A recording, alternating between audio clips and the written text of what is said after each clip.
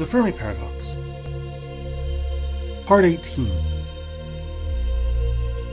Finding Another Earth. Plans to answer the Drake equation's most enticing question, the fraction of planets that develop life, are already underway. Some potential solutions are pretty straightforward. If, for instance, we manage to find life on Mars, or better yet, on an outer moon like Europa or Titan, that would effectively render the fraction close to 1, since if it formed twice in our solar system, life could form pretty much anywhere. Barring that, however, other options are still available. In 2007, astronomers using the Spitzer Infrared Space Telescope accomplished something so astonishing it flabbergasted even the scope's designers. They managed to isolate the spectra of 2 extrasolar planets. A spectrum is basically another word for a rainbow. When light is passed through a prism, it is broken down into separate colors.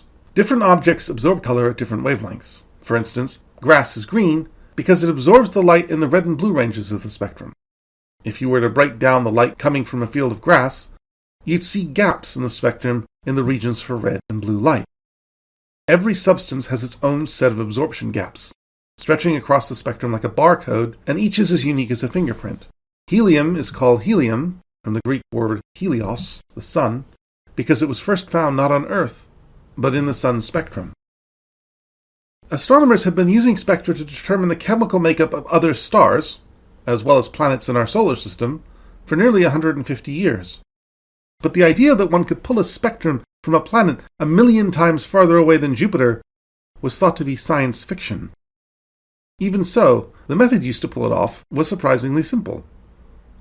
All they had to do was take a spectrum from the star when the planet was transiting in front of it, wait for the planet to pass behind its star, and then take the spectrum again.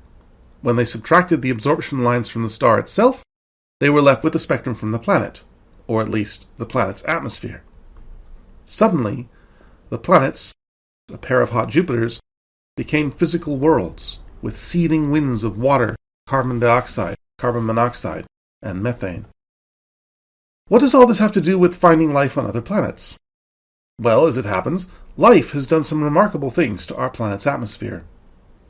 Our 2 nearest neighbors, Venus and Mars, both have atmospheres composed of 95% carbon dioxide, and there's no geological reason ours shouldn't either. But instead, carbon dioxide makes up less than 0.1% of our air, while 21% is that wonderful, corrosive, explosive gas called oxygen. The reason Earth's atmosphere is a cornucopia of great lungfuls of breathable air and not, like Mars's, a choking miasma of car exhaust is well known. Life. Algae in the oceans and trees on land suck up carbon dioxide from our air and breathe out oxygen, allowing us to return the favor by turning their oxygen back into CO2. Additionally, rainwater dissolves carbon dioxide from the atmosphere and, through weathering, turns it into carbonate, which is then taken into the ocean and used by organisms to build shells. After those organisms die, the carbon sinks to the ocean floor and becomes limestone. Oxygen is highly reactive. If not replenished, it will very quickly rust into the earth. There is only one known process that can keep a planet's atmosphere flooded with oxygen for millions of years, and life is it. Other potential life tracers in our atmosphere would be ozone, which is basically oxygen with 3 atoms instead of 2, water vapor, because you need water for life, and methane.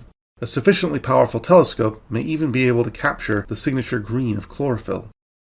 Right now, we have no telescopes powerful enough to detect atmospheric traces on planets as small as the Earth, but we will. And the first likely candidate will be the successor to Hubble, the massive James Webb Space Telescope, scheduled for launch in 2018.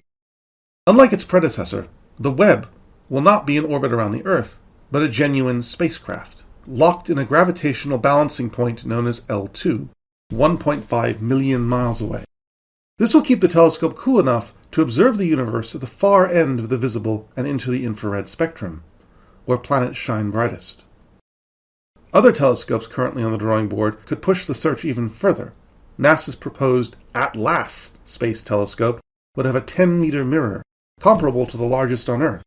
These new telescopes could even allow us to directly detect industrial civilizations, A 2014 study by the Harvard Center for Astrophysics suggested that a telescope more powerful than Webb might be able to detect artificial compounds in a planet's atmosphere, such as those famous ozone-depleting chlorofluorocarbons, or CFCs, that would be a hallmark of intelligence.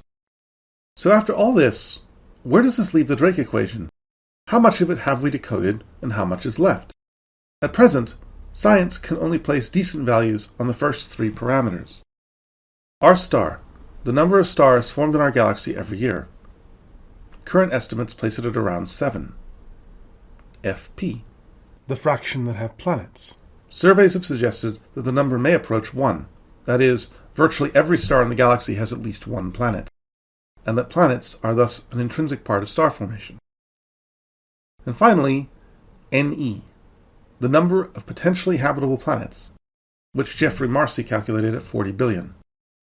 3 out of 7 may not seem like much, but it is light years ahead of where we were just 20 years ago, and with new telescopes promising to get past the 4th and perhaps even 6th parameters, soon we may be able to turn our collective eye onto a planet we know has the capacity to turn its own back toward us. The 21st century could well be remembered as the time we learned of the existence of extraterrestrial intelligence. But for all this, the Fermi paradox still remains unanswered, and we will be looking at some of the potential reasons why in the next episode.